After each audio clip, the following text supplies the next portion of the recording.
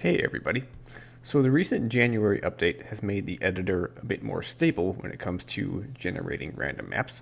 So we'll try to test our maps in the editor for now and we'll see where that gets us. So now to preface the video, let's go to a sample map. So let's consider that when we have a map that has a random placement configuration and we have a create player land statement in the land section, that's basically going to define the origins for all the player objects to be referenced to. So if we have 6 players in the game, like we have in this map, it'll just place those player objects for each player in the game. We should already know this by now. So most maps that we will come across will have only one create player land statement, but there are other situations in which it can be beneficial to have 2 or more. So in this video, we're going to go over some of the applications as well as some of the limitations of having two sets of player bases. So right off the bat, if we test this while just duplicating the player lands, we can see that it just created a separate origin for each player objects to be referenced to. So however many objects that we have in our object section which are referenced to players, it'll create one set of those objects reference to each player's origin. So right now we have all of our player lands relatively unconstrained. By that I mean we don't really have any borders and we don't have any circle radius. So the players kind of appear kind of sporadically around the map. But we can certainly constrain it a bit more and say give it a circle radius. So we'll give the first player lands a circle radius, and we'll call it 40, and we'll give the second set of player lands the same circle radius. So that made everything nice and equidistant from the center of the map. And now let's just say, for example, that we wanted one set of the player lands to spawn a bit closer to the center in order to not crowd this radius a whole lot. Let's just say we wanted to get the circle radius to be a bit smaller and make it 30 instead of 40. And we can see that instead of just adjusting the distance from the center for one set of player lands, it adjusted it for both. So that's one of the limitations of player lands, is that they cannot be placed on a different circle radius. And whatever circle radius happens to come last will be the one that is going to be used. So that's one of the limitations. But in terms of applications, there's nothing really too special about multiple player lands. If all they're going to do is just create 2 of everything, then it just behaves relatively similar to any other map. It becomes a bit more interesting, though, when we try to configure the settings and parameters of these different lands independently. So, for example, if I wanted to change the terrain type of one of these lands, I could do that. And we can see that one set of the player lands is now going to be spawning as dirt, and the other set is going to be spawning as grass. We can configure zones independently if we wanted also. So if one set of player lands had zone 1, one set of player lands had zone 2, and we gave it an other zone avoidance distance of 3, we can see that since the base terrain of the map is water, no player will have both of their bases connected. They will all be separated by water. And in contrast, player lands that have the terrain type of grass will be able to touch other player lands that have the terrain type of grass because they happen to have the same zone. We can configure land percent independently also. So if we wanted to give one set of player lands 15, one set 30, we could do that. And then if we wanted to give player lands different borders, we could do that also. So we'll call it top border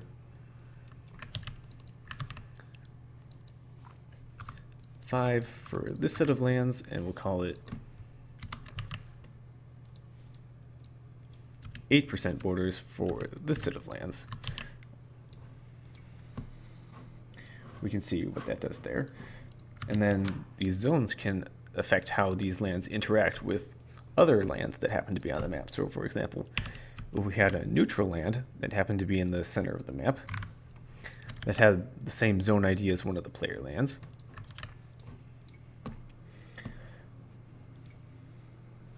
we could see that the player lands with the terrain type of grass would be able to touch that neutral land because they have the same zone ID, whereas the player lands that had the terrain type of dirt would have to avoid that neutral land because they had a different zone ID.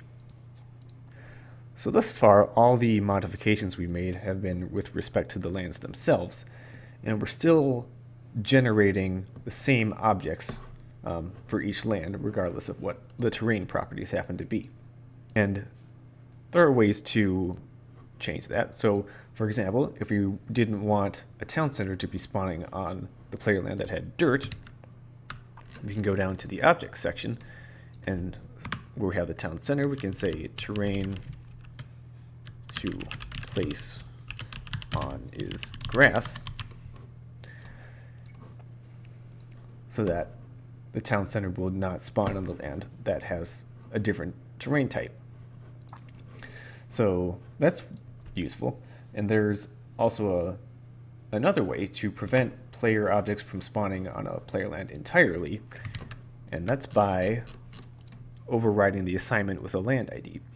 So if I give this land a land ID of 1, that basically removes the game's ability to use these lands as a reference to the players. And we can see the result of that is that no player object will be spawning on the player land that has the land ID. But that's about the only thing that it prevents, because if we take a look at, for example, elevation, we try to generate a bunch of elevation on dirt, we should be able to see that these are still considered player lands because the elevation is not able to spawn too close to that origin.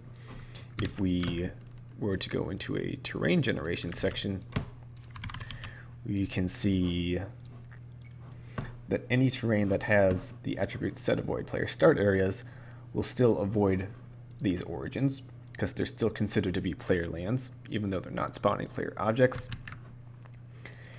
Any connections that are referenced to the players will include those neutral lands, so connections are being drawn to that origin. And then finally, any object that is placed that has the attribute min distance to players will stay away from these neutral land origins as well. So with all of this knowledge in our back pockets now, let's try and take a look at a more practical example. So let's take a look at the map immersion here. So the way this map is that players are in a circle, and between each player is this small little pool of water here. So this is achieved by, of course, replicating the player lands a second time. So if we go into the code for that map, we can see we can start out the land generation section, creating some lands in the middle here. And then we have two sets of create player lands here. And if we take a look at what those look like here, is that one set of the player lands is going to be a desert terrain, and that's going to take up a whole lot of area because I want most of the map to be based off of that desert. And only a small portion of the map is going to be taken up by these shallows here, which are going to represent where the extra pools are going to be. So the fact that most of our map here is desert terrain makes it rather easy for us to generate elevation on the map. So most of the elevation on the map is going to be spawning on this desert terrain, and it's going to avoid spawning near these shallows over here. And the size of these shallows is just about the right size that when we go into the terrain generation section and we set avoid player start areas, it's just about big enough to formulate this circle-ish land when we set avoid player start areas, and that's how the pools are able to form.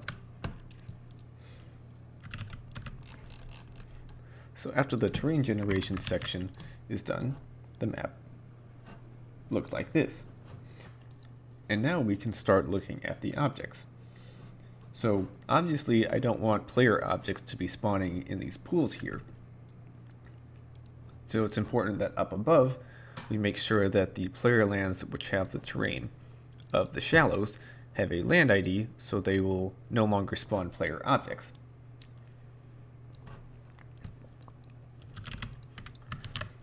So if we spawn our objects here, we can see that it's creating a set of player objects only on the desert terrain and not on the pools.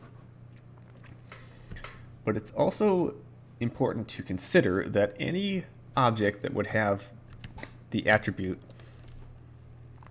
min distance to players would not only have to avoid these origins of these player lands here, but would also have to avoid the origins of these player lands here.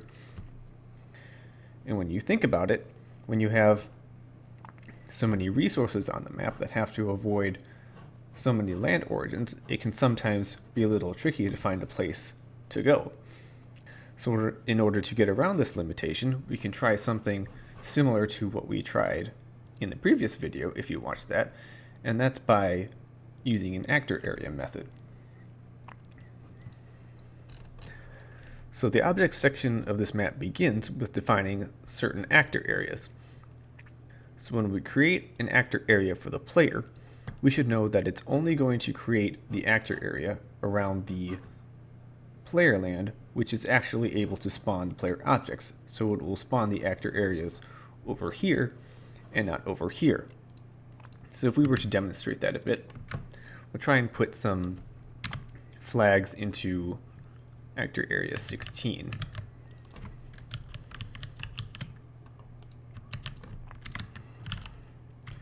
Number of objects will be a lot. And we'll say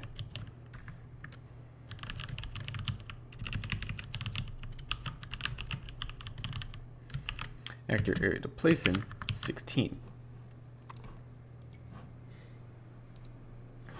So we can see it created an actor area around the player's town center, but of course it would not create an actor area around this neutral pool.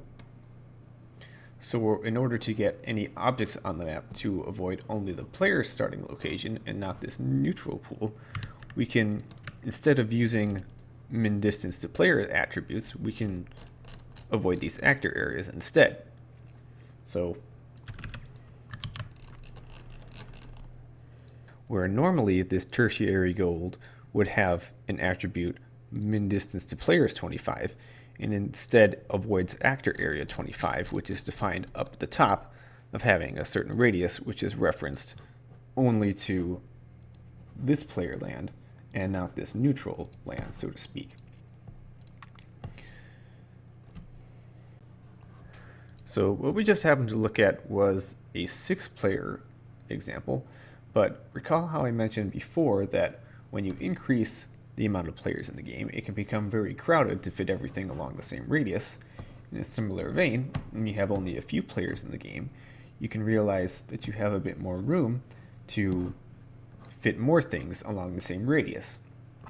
So if we take a look at this map here, in a 1v1 situation where there's only 2 players in the game, the distance from one player land origin to the other player land origin is actually relatively long.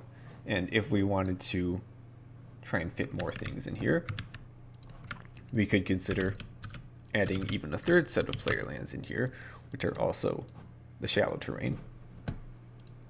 So then now we have 2 pools in between each player as opposed to only 1, and now the distance that the player has to walk in order to reach these neutral pools is going to be a bit shorter. So that's one example. So for the next example, I'm going to have to switch to a standard game because this map doesn't behave the same way in the editor for some reason.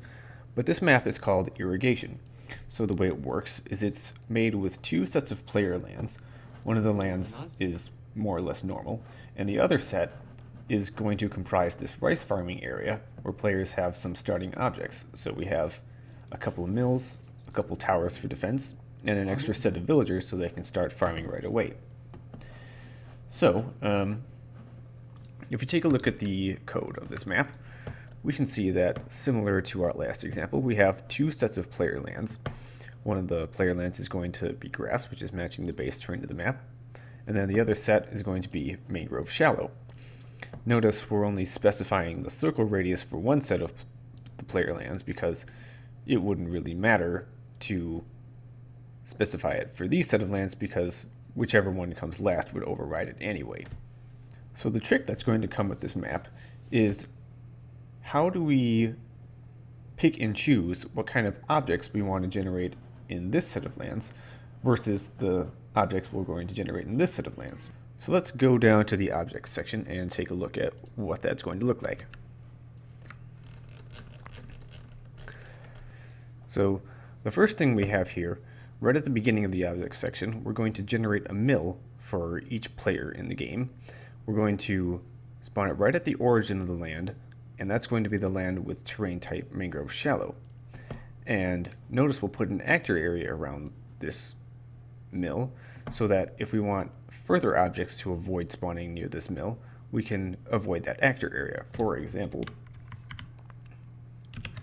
we can see the town center is going to avoid actor area 1 so that it will not be able to spawn in this set of player lands but only be able to spawn in this set.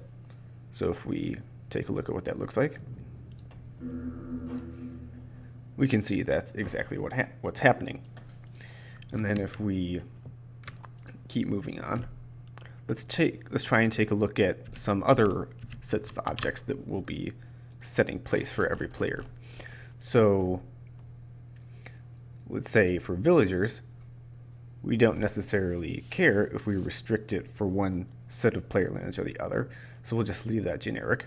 But if I want to have only one scout, I can also avoid actor area 1, so the scout will only spawn around this town center and not be spawning around these sets of player lands. So if we go to this next step, we can see that for each set of player lands, it generated a set of villagers. But since we said the scout has to avoid actor area 1, meaning avoiding this set of player lands, it was only able to spawn 1 instead of 2. So let's keep looking down the list. We have some of the starting buildings have a terrain restriction, so they will only be able to spawn on the mangrove shallow player land area. And now we have our player golds and stones. And now if we're taking a look at this, we can see that these objects do not have the attribute avoid actor area 1. So intuitively, we wouldn't think that the game would prevent two sets of primary golds and primary stones, etc. from spawning for each player. But if we take a look at the map, if we take a look around here, we can see there's a primary gold here for this player land, but if we look around this player land, that no other primary gold gets spawned. And that has to do with the fact that we have a ring of beach that surrounds this mangrove shallow land. So since this beach terrain is a restricted terrain for gold, there's no way to be able to spawn that as a player object past this ring. So since none of the other attributes can be satisfied while spawning past this ring, the object will not spawn at all. So it's for that reason that we can be confident that it will only spawn one set of player golds and stones instead of two. So finally, we need to consider how having two sets of player lands around here is going to affect the placement of other objects on the map, because we know that since these are both player lands, that any object later on in the script that has the attribute min distance to players is not only going to avoid the normal set, but it's also going to avoid this set as well.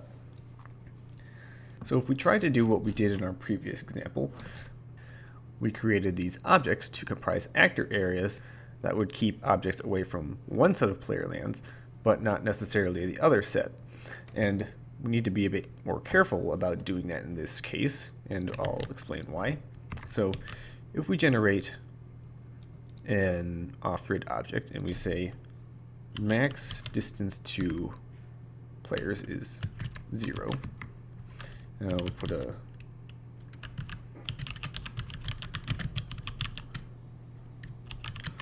flag as an indicator. We can take a look at this. So if we consider what's happening here, is that in contrast to our previous example, which was immersion, the second set of player lands had a land ID that would overwrite the assignment to players, which would prevent any player objects from spawning on here. But that's not the case in this map here, because we do want player objects to spawn here. So we need to find another way to restrict these objects that we're going to be using to comprise actor areas, because we only want them to be spawning around the town center land and not necessarily this land over here. So the way that is done is by assigning a very small actor area to the town center. So the town center is actor area 2 with a radius 0. So we can add some further restrictions to our off-grid objects that we're going to be using to make our actor areas by saying actor area to place in 2. And if we put that second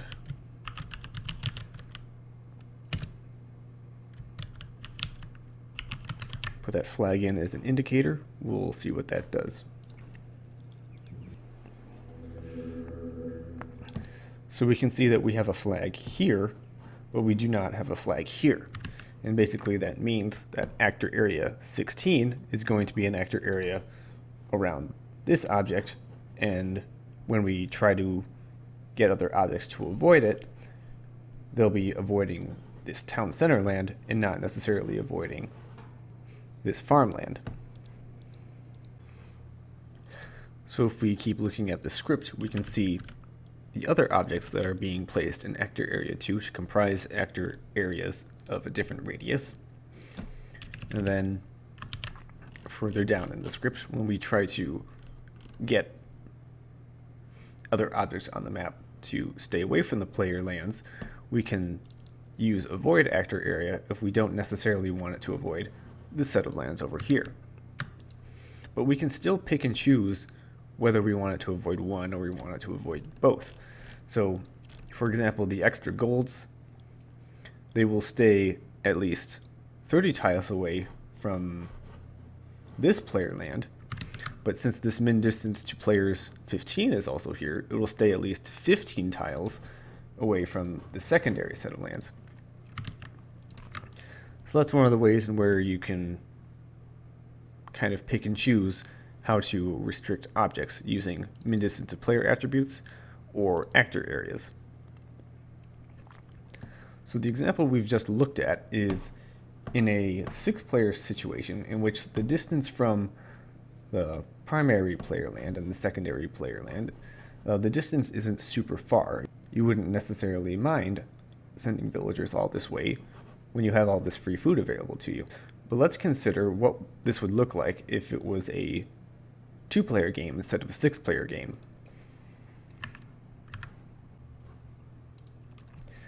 So now that we've reduced the amount of players in the game, we can see that the distance between the primary set of player lands and the secondary set of player lands is actually a bit bigger. Since we're not trying to cram so many lands along the same radius, we can see that the distance is a bit more pronounced now. You'd probably think twice about trying to send a bunch of vills all the way over here because the distance is so long. But the fact that this is a 2-player game is going to give us some flexibility into trying to more precisely place these lands instead of just relying on random placement. So let me try and explain what that means.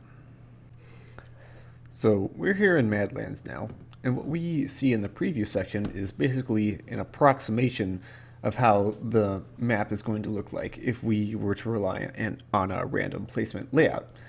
So if we have two sets of player lands, that means 4 total lands, which means they'd be approximately 90 degrees apart from each other. So if we wanted to try and convert this into a direct placement, we would be able to have a bit more freedom into bringing the two player lands a bit closer to each other. So what I can do is that these first 2 lands are going to be assigned to player 1,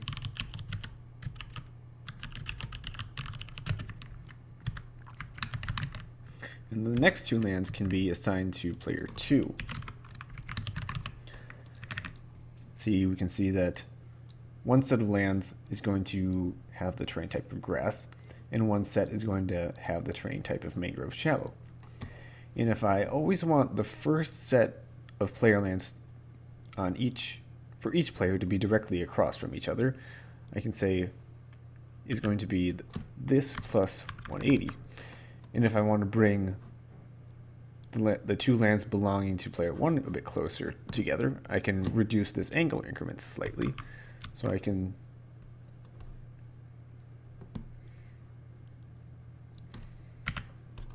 so it's going to look more like that.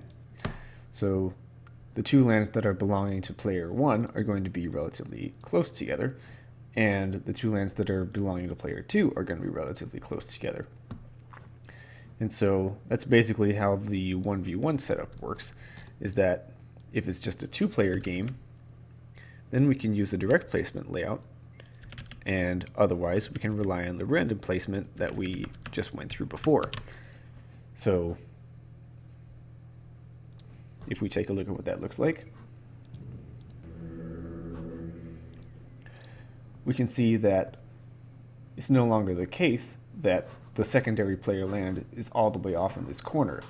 It's close enough that the player would be willing to walk their villas from here to here in order to make use of this area later on. Now, it's important to note that using a direct placement layout to make a map that has double or triple player lands doesn't really work well in a team game situation. And that has to do with the fact that when we do team game situations, we're usually relying on the assignment at team, which assigns to a random player on a certain team. So let's just say, for example, that instead of using at player assignments, we used at team assignments. So let's just say that the red player happened to be on team 1, and it randomly chose this location to place the player land, and it chose, let's say blue is in this game, and it chose to randomly place blue over here. Because when we go and look at the second set of player lands, there's no way to remember that red was randomly placed here, so that this particular land can be assigned to red also. If we were to randomly assign it to a team, it might happen to choose blue. It might happen to choose anyone on that particular team. So that's the reason why these kinds of things work well in 1v1s, but not necessarily in team games. If you happen to know which colors would be assigned to each team, there might be a way to do it there. But there's no way to choose randomly and still remember to be able to place the correct player adjacent to the first land to place for that player. I hope that makes sense. So the final example that I wanted to take a look at today is this map here, which is Desert Bara. So the way this map concept is that there's 2 bases for each player. One base for the player is on the outside of this big ring of trees, and one base is on the inside with access to all of the extra gold that's in the middle of the map. So right now we're looking at the 1 versus 1 scenario of this. The 1 versus 1 situation of this map is a direct placement, and it works pretty well in this situation because since we have only 4 total lands, it makes for a nice little oval-shaped ring of trees around, which actually works pretty well. So that's made, the ring of trees is made with a land pattern, which is representing the blue, and the player positions are represented by these orange dots. So That works well enough for 1 versus 1, but such a method would never work in a team game situation because, number one, if we were to change this angle increment to 22.5,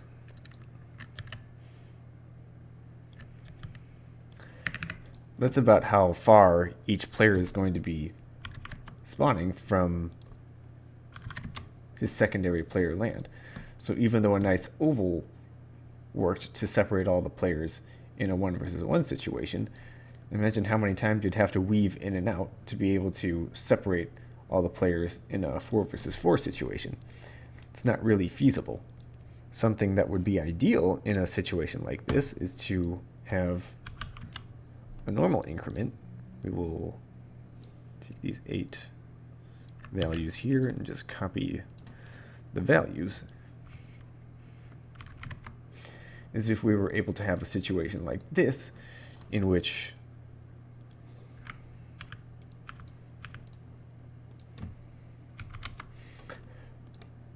we could have the player bases in a line with each other, so to speak, with the ring of trees separating in between them in a circle like that. But as I previously stated, trying to do a direct placement method like this doesn't work super well in a team game, because if a player on a team had randomly spawned over on this location, there's no way to remember that that player spawned here when it's time to create this player land, so that it would be assigned to the same player. So we're going to have to try and figure out a different way to make this concept work in a team game situation. So we know that it's not at all hard to create one set of player lands on the map, which is in a circle, because we don't even need a direct placement to do that. We can just use a random placement, and that's what is being represented by this map here. We can also create a central land, which is cracked terrain, which is going to be the place where all the gold piles are going to be spawning later on. And then if we wanted to create a ring of trees that's approximately over here, we can just go into the terrain generation section of the map. So we're going to create some forest that's a certain amount of space away from this cracked terrain. So it's going to start spawning over here. And then we have a secondary ground terrain that's going to be making that tree line a bit thin. So after those two terrain statements are taken care of, the map looks like this. So that's simple enough. So now, in order to get the second player base, we don't even need to use a land generation section at all. If we just place a secondary town center on a different terrain, we can notice that this is savanna and this is dirt. We can create a secondary player base over here on this dirt. So if we scroll down, we can see if we just create a town center, find the closest point to the player that stays at least 7 tiles away from the forest, and placing on dirt, this is essentially what happens. So for each player in the game, it's finding the closest point where it can spawn this town center that's still 7 tiles away from the forest and still being placed on dirt. So we have one town center for each player, which is on the middle, as well as one town center on the outside. And then if we want to place additional player objects around this town center, we can just give that town center an actor area and reference objects to it. So the town center has an actor area of 0, and if we want to place some off-grid objects inside actor area 1, we can place villagers inside actor area 4, which is over here. If we want to place scout in actor area 7, we can do that. We can place goats there too, etc.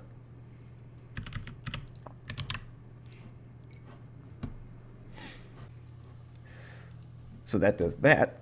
And then after all the additional player objects have been spawned, we can go back into the terrain section and kind of blend everything to make it a bit more seamless. So if we are creating any terrain on top of this dirt here, we want to make sure it has a terrain mask attribute which is set to 1, so it doesn't change the fact that this is still dirt. So if we keep generating this, we can see that even though we have some terrain decoration going on, this is still considered dirt, so it's not going to affect the placement of the secondary town centers at all. And that decoration just makes the map look a bit more seamless, which is pretty nice looking. So that's just another one of those creative ways where you can create pretty much a secondary player base without having to create multiple player lands. And in this case, that's a really nice way to get over the limitation of not being able to set different radius for an outside set of player lands versus an inside set of player lands. We can have them at different distances from the middle of the map and still have them spawn relatively close to each other. So I know with all these examples that's quite a bit of information to take in, so I'll do my best to kind of summarize what we've learned into some key takeaways. So the first thing is it's important to know how to control how to spawn or prevent spawning of different types of objects around different player lands. So you can, for example, use terrains to control that, or you can prevent objects from spawning on a player land entirely by overriding it with a land ID. And then secondly, it's important to know how to control how close objects will be able to spawn to one set of player lands versus the other. So for example, a min distance to players attribute will keep an object away from all player land origins. And if you wanted to selectively choose what origins to avoid, you can use actor areas instead. And then thirdly is being aware of space constraints when there are many or very few players in the game. So for example, when we looked at immersion and the neutral pools were very far away from the players, we added a third set of player lands to bring pools a bit closer to the players. And then when we looked at irrigation, we used a direct placement to bring the secondary set of player lands a bit closer to the first. And then there are some situations in which a second player base can be created without even adding additional player lands. And that's what we looked at with Desert Bara. So that's going to be about it for me for now. So thanks for watching, and I hope you've learned something.